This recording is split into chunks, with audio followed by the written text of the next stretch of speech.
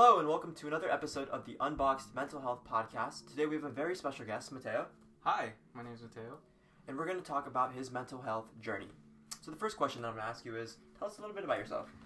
Well, I am a prospective student to UC Berkeley. I'm transferring in about a month now. I'm super excited. I'm going to be studying psychology as a third year undergraduate.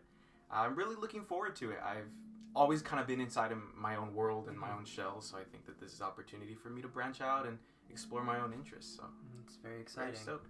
And so, explain to me, why are you pursuing a major in psychology? Well, to be completely honest, it's probably because it's one of the more easier majors, especially at UC Berkeley, because it's such a difficult school. Yeah. I've heard a lot of, super crazy things where people are staying up multiple nights to study, cram exams, stuff like that. But I think psychology as a discipline has always been in the back of my head, pun intended, because it's applicable to everyday life, and that's what I really value about it, that I can always, see a portion of myself in the things that I'm studying. Mm-hmm. And because you have sort of this interest in psychology, what does mental health mean to you? Well, mental health is really important to me. Growing up in a Latino household, it wasn't always emphasized, and I think that that's something that we need to do better as a community to establish and to create, because it's not, so mainstream in Latino households. It's more of a taboo topic, and I think that needs to be destigmatized because a lot of people deal with it. And I feel like this presence, this machismo culture is still very much prominent. 100%, yeah. Although generationally it sort of reduced itself, it's still very much prominent in our cultures. Yeah, especially with the older school parents. I know my dad was born in Mexico, so he came to this country and didn't really know a lot, so he acted the way that his dad acted, which in this day and age is considered machismo, but I think that kind of shaped me into the person I am today, understanding what I don't want to do. If I'm ever a parent, what I don't want to do, in some generational, themes and topics that I maybe want to break the cycle, it's really important. Yeah, that's great.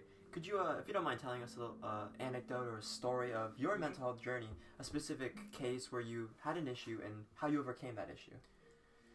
Well, I don't really want to talk a lot about the pandemic because I know a lot of us went through the pandemic, and it's all kind of the same story with, mental health and, all the struggles that come with it. However, I think that a portion of my life wouldn't be, how I am today if it wasn't for the pandemic. I definitely dealt with a lot of isolation, thoughts that I wasn't good enough, feelings of inferiority. And I think that really kind of opened my eyes to, I don't need to feel like this, and I think that mental health was a solution for me, and kind of going forth from that. Yeah, and so what kind of tactics or practices did you use? Did you use breathing techniques? Did you journal? What sort of initiatives did you take to sort of recognize, okay, this is my mental health, this is what I need to do to improve it? Well, I definitely did some journaling in the beginning, and then that wasn't enough for me. I decided to start, going on walks. I know a lot of us did walks, right? Very popular. Yeah. But what I would do, and I would put my AirPods in, and I would hit record on my, the voice memos, and I would just talk about things that I was experiencing instead of journaling. Because I'm not very good on pen and paper, writing my emotions down or letting that out. So I feel like speaking through it and talking through it helped me a lot more. And would you listen to these after you... Fun fact, I've never listened to one of my recordings just because they're still on my phone. I just haven't, because I don't want to relive those moments. Yeah. It was kind of like a catharsis for me, just letting it out and just leaving it there. That way it's not stuck in my head, because if it's stuck in your head, that's when it can start. And so you are releasing your emotions effectively. Exactly. Wow. It's just, I don't want to look back on it. So I think that's why I haven't really read it. That's great. Listened to them. And my next question is, you said you're majoring in psychology. What are your career aspirations within psychology, and what do you hope to achieve? So I think for a while I had always been driven to education and understanding, the importance of education.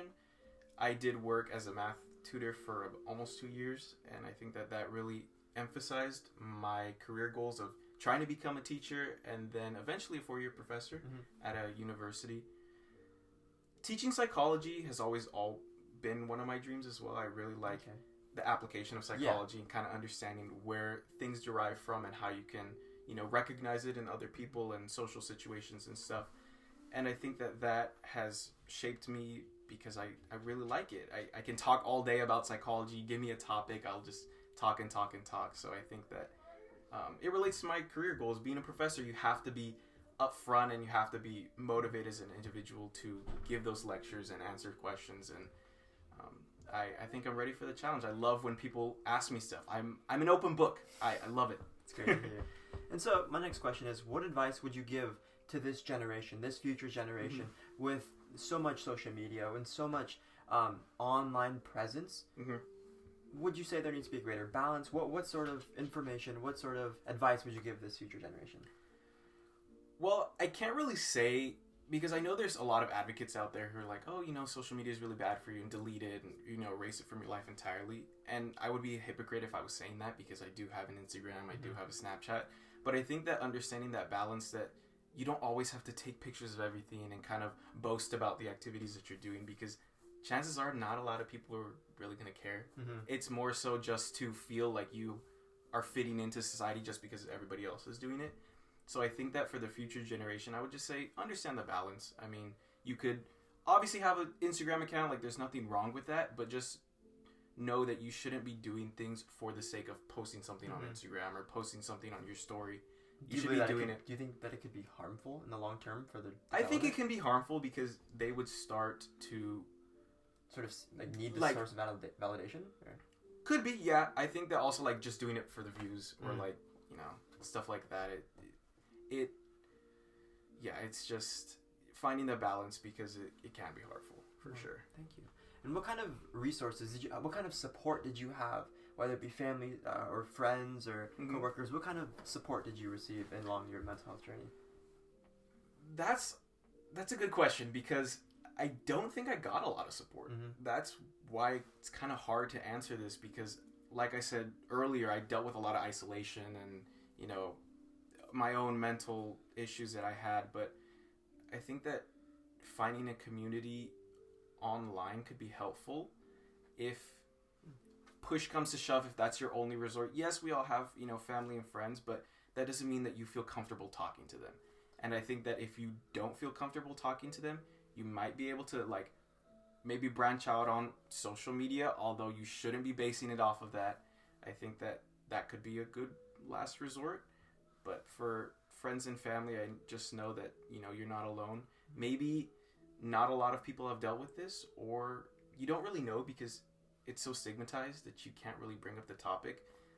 Some of my issues came from being a first-generation college student. Nobody else in my family has gone to college. So it wasn't like I could go to, my uncles or my parents and be like, hey, help me out with this. I'm having a problem, because chances are they don't know the answer. They're just as confused as I am. So just recognizing that and maybe finding some support, in other places like, I don't know, groups or, Well, that's great. Well, thank you so much. Do you have any send away messages to our audience? Like what? What's a good question? What's on your mind? Like, if there's one thing that you could send them away with in terms of mental health, in terms of education, in terms of pursuing a career in psychology, what would you want the viewers to learn? Something that and something that you would like to tell them. Wow, that's a loaded question. I think that I would want the viewers to take away that there's more to life than just what's on your phone or, what you're studying. I think that it's very important, but at the same time, there's a whole world out there, and you shouldn't be, discouraged from trying to explore it. I know for me, a lot of my life was just spent studying. I'm kind of was like that perfect 4.0 kid, which looking back, I don't think that I want to be that anymore.